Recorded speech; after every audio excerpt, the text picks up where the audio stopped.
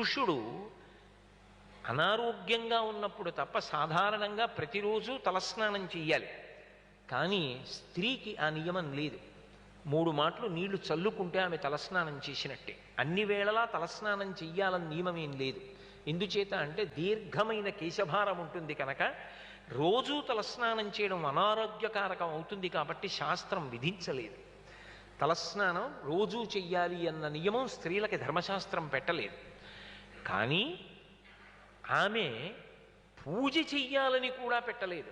ధర్మపత్ని సమేతస్య, అవతల వంట చేసి పూజ చేస్తే నువ్వు పేపర్ చదువుకుంటావా? నువ్వు చెయ్యి. అందుకే ధర్మపత్ని సమేతస్య, నువ్వు కూర్చుని చేస్తే ఆమె నీ పక్కన కూర్చున్నట్టే లెక్క. ఇప్పుడు పూజంతా ఈయన చేస్తున్నాడు, ఆమె పక్కన ఉన్నట్లుగానే లెక్కింపబడుతుంది.